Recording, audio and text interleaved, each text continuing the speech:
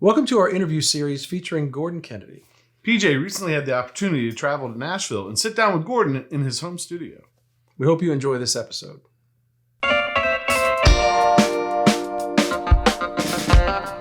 So you have done all kinds of venues. You've done stadium tours, which I believe that's a little bit what that hat's about. The stadium tours with Garth were unbelievable.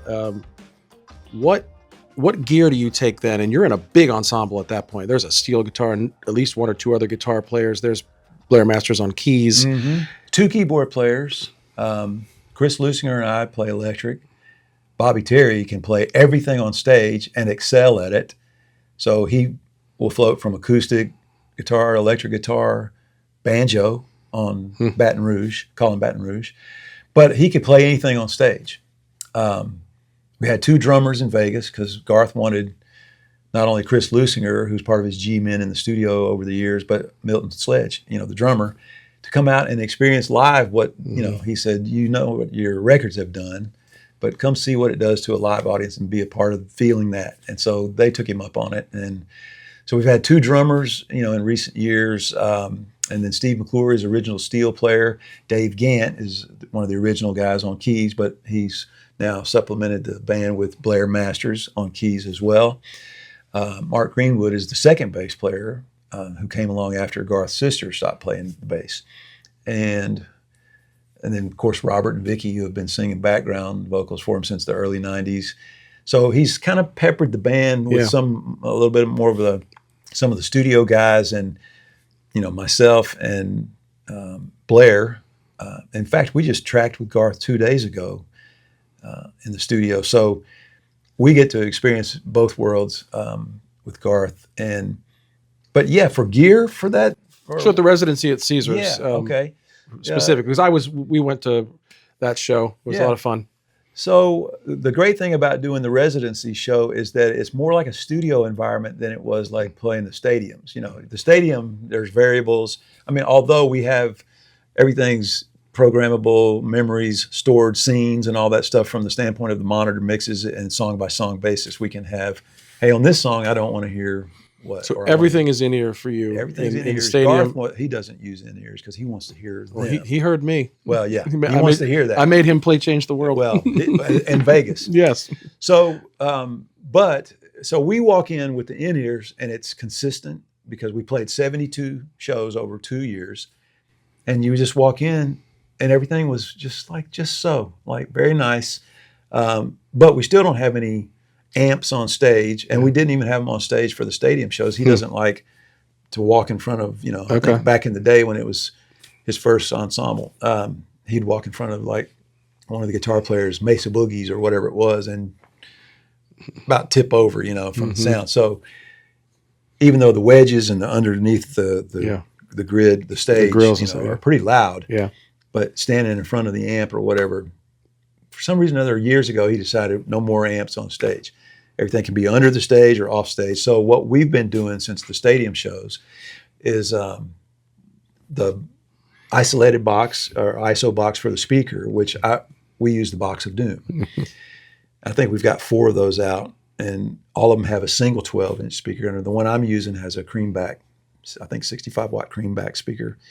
And is it a ribbon and a 57? Like what is it? It's a Royer, 121 and a 57, and they're fixed and locked inside that box. So you just, and if by the way you decide, hey, I want to use a 25-watt greenback or whatever, you pull the speaker out like you'd change the lens on a camera or whatever.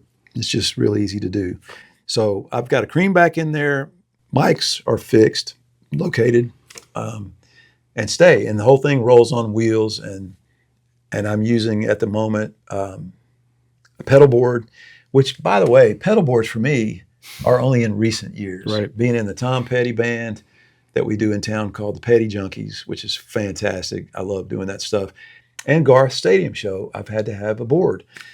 Back in the White Hart days and all that stuff, the cable. Never had it. It just didn't use a pedal board. And in some ways, I've returned to that thanks to Rick St. Pierre and the Wizard amplifiers. I'm using 2 of his 40-watt heads, the MC2, but 40 watt instead of 50 watt. So he built me these two heads, and I'm using one's a backup.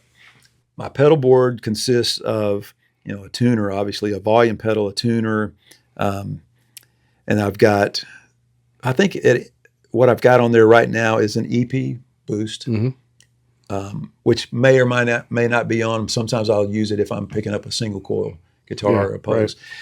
But I'm using the Analog Man King of Tone and one of the old Nobles, ODR, that Chris Lusinger turned me on to, because I had never been the gain, stages of gain pedal guy.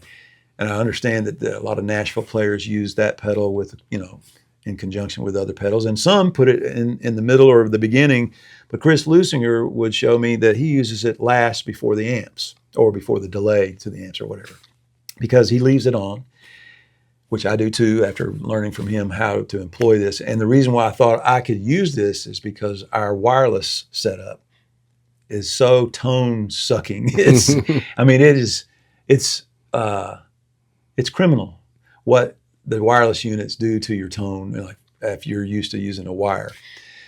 So the Nobles pedal sort of gets a little bit closer to bringing you back to, the even playing field of just plugging into an amp, because it adds this warmth and this bed. And then we use the King of Tone for different, stages. You get two sides of that. So, so you can have two choices there. And then, like I said, the EP boost for me, if I'm using the weaker output pickups that I want to kind of get back to speed. And then I'm using the little MXR Echoplex foot pedal, or the delay pedal, with a tap tempo button. Yeah. Because we don't want a lot of reverb and this wash of effects in a stadium. Right. Because what somebody said, what do you use for like verb? I go, the stadium. And we're using that for reverb. And Dan Hines, who mixes the house, would not want us up there, with ping-ponging this and all this stuff. So really, that's kind of it for what I'm using. And again, the whole wireless thing is the reason for, having to figure out how do I want to stage gain, and and something that has some EQ curve that actually brings a little bit of something back that we're losing with the wireless, because we're not just using one wireless. It's not like from my guitar to the antenna and then into the amp. It's my guitar to the board in front of me is one wireless. And then there's another from the board to off stage where the amps are. So I'm using the Wizard heads and the ISO box. And that's really it. I mean, it's kind of simple. The thing that's great about having Garth Brooks as the artist is that everything I just mentioned to you doesn't matter.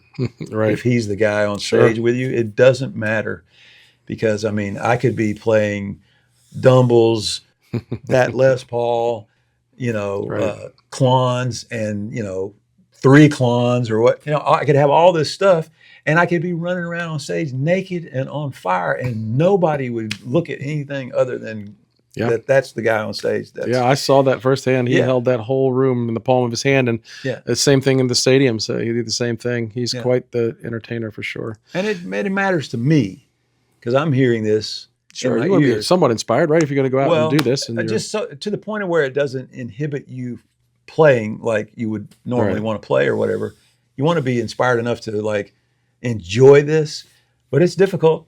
It's difficult, So in those songs, in the Garth situation, and if you're going to take a solo, if you're going to play a little lead line, because there's not like long extended jams, but like if you're going to be featured, if you will, what gets you there? The front of house guy, or you you said use the EP for like the single calls, but what would you use to get out just a little bit more?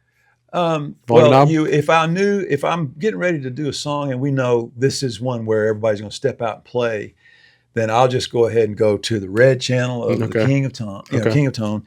But I'll start with the guitar down to where if I bring it up all the way up, then there's the amount of dirt that you want for soloing or whatever. But then again, it's sort of like I don't want to care too much, because I know there's a line where if I care beyond this line, it's just me. You're serving Gordon, not the song. Right. It's just me. So, and then, we've got so many people on stage playing and everything. It's probably good to not have too thick a sound or whatever, because like I said, at one point, the people soloing in Ain't Going Down Till the Sun Comes Up would be, me, Chris Lusinger, Steve McClure with the lap steel, and Jimmy Mattingly doing all that. So, I mean, it's sort of like you don't want to mow too wide a path because there's so much going on that it's better to have just a little bit of cut there and leave it to where there's a little bit of bite, and you sort of poke out a little bit with the Dan out front with the fader.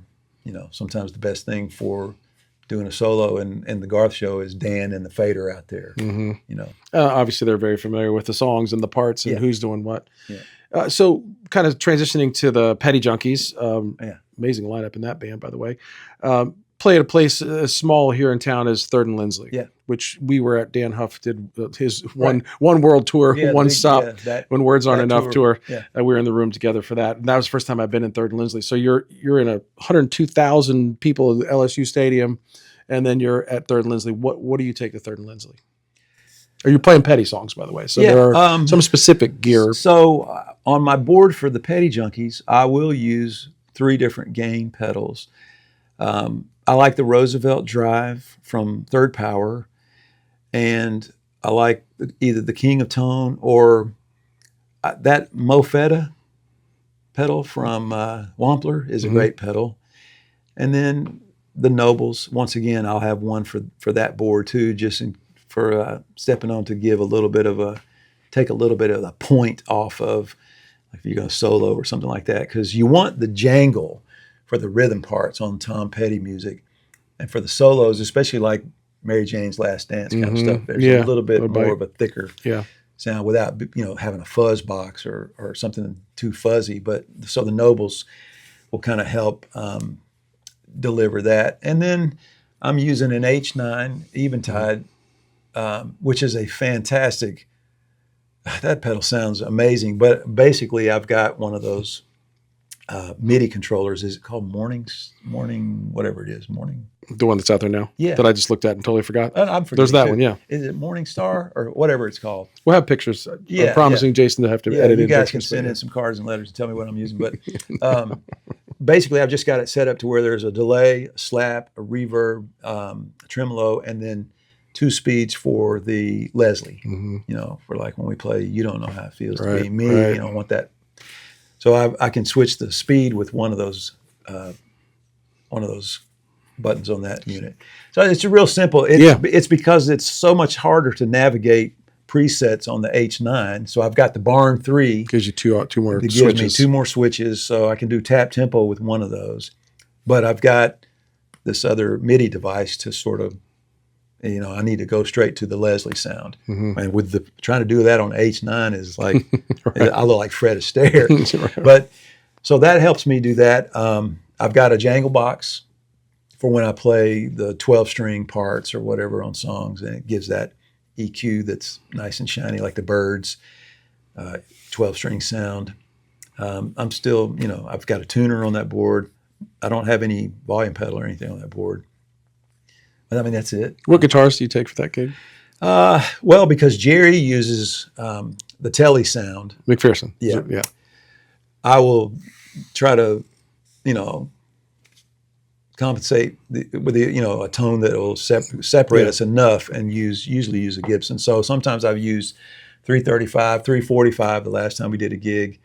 That really sounded great because it's got a nice bright bridge pickup to it that can get you some jangle, but it still goes Gibson, compared to the Fender Telly. I've used my, that before, but I'm standing there and Jerry and I look like bookends, and sound like it too. Like a Xerox copy. But it's usually better if I go with a 345, 335, or I've done some gigs also with a 62 Les Paul Standard, the side pull, which that's got some spank to it as well because of the shape of the guitar, and it's always a little bit different than the Les Paul, the standard, the other shape.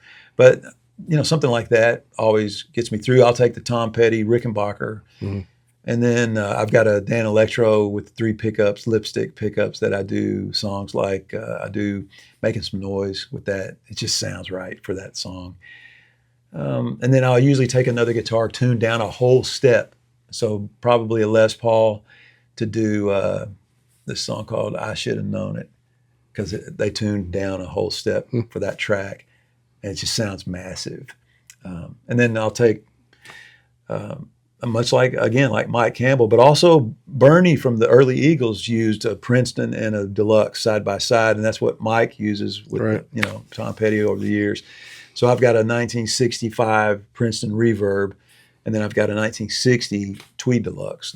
Those are the 2 amps. But I've also experimented recently, taking like one of my son's Underdog amps that he's building, and use that, and it sounds fantastic too. So it's the thing about Tom Petty's catalog is, for all the what should we take, what guitars and what pedals and what amps and all that stuff, kind of goes out the window when you count the first song off, because you realize for the next 2 hours, what do you take with you to get the best sound in the studio? What do you take with you to get the best sound on stage?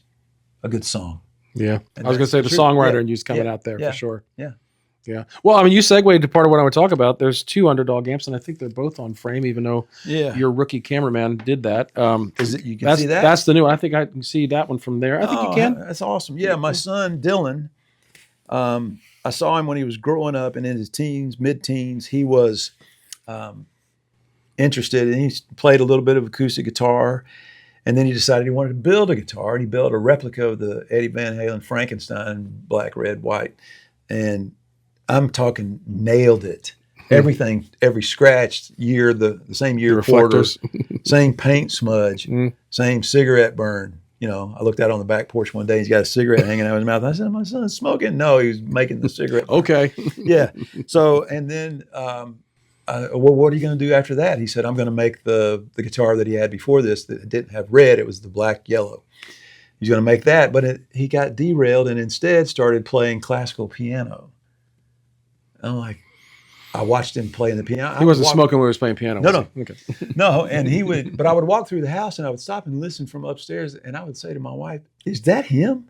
He's playing Chopin and Bach." And I went in one day to watch him play, and I saw his hands playing piano. I thought, that's his instrument. It was amazing. Then he walked down the steps one day and said, "I had an epiphany last night. You can play Bach on a mandolin. I need to get a mandolin." Okay. Tracy, we need to get him a mandolin. Yeah, let's go. So I helped him find, talked to some people and helped him find a mandolin. And 2 weeks later, he was playing the cello suite on the mandolin. I'm like, dang. So I thought, well, that's what he's going to do. Then he decided he wanted to go to luthier school in Michigan because he wants to build mandolins. Okay. So he went up there and did that, came home, had some odd jobs in different places and doing guitar stuff before moving to Savannah for a few years in Georgia and working with Benedetto. And so he was helping build those guitars, and they're phenomenal. Jazz boxes, they're just beautiful guitars. In fact, I bought one just so I could have one that went through his hands when he was working there. Then he and his wife had their first baby. They moved back here, and he's decided he still wants to build mandolins at some point. But for some reason or another, he said, "I got to build an amplifier." So there's a little 5-watt thing that he calls the pup. And so it's Underdog, amplifier, pup. He does the cabinet work and hand wires the chassis. So he builds all of this. And then at some point he said, "Now I've got to have the big brother, So he calls this one the OG. So that's like the Tweed Deluxe, but he's got some stuff going on in there that's not part of that old design. There's some mini toggle switches in the back that can take you down to 1 watt. And he's also got 3 different positions that will control how much negative feedback. And then he's got a like a Telecaster volume control on the back underneath that you can, take it down. I think that's what you use to go down. To attenuate it a little bit. Yeah, so it gets really quiet. They're great looking. I mean, I'm a big Mesa Boogie fan. That's that whole wooden wicker look. It's really classic looking. And so like the bright channel is just like you would expect, but with those features I told you underneath. But then this normal channel over here he calls it the Marshall side. So it's totally different than what you get out of a standard Tweed Deluxe circuit. So, and again, he builds the cabinets. That one's made out of maple. This is walnut, but he's done some of these in like Purple Heart, Sapele. Is that how you say that? So, yeah. Paduke or Padauk, and maple and walnut. They're really, really beautiful. Yeah, they're beautiful. They sound great. Brody has 2 of these, Right. and he's got them running together. So I got to hear them and see those. And at some point, maybe on our show, we could talk to Dylan about what he's up to. But Are you familiar with the Tone Quest report? yes, That he's going to be in the May issue with Okay. these amps. So be on the lookout for Yeah. that. I think you the last Tone Quest I think I had from you was when you interviewed Dan. I think Dan Huff. Was that yeah, right? that she said. Liz Wilson said, "Why don't you just interview him?" So I'm like, well, You've known okay, him. You've known him for a long time. Yeah, don't be surprised if all you hear is us telling old war stories or whatever. But You'd be all right with that. yeah, Dan, he's in a place right now where he's talking about it. Yeah. Yeah, he's talking about it. So, and enjoying it, which I'm glad to see.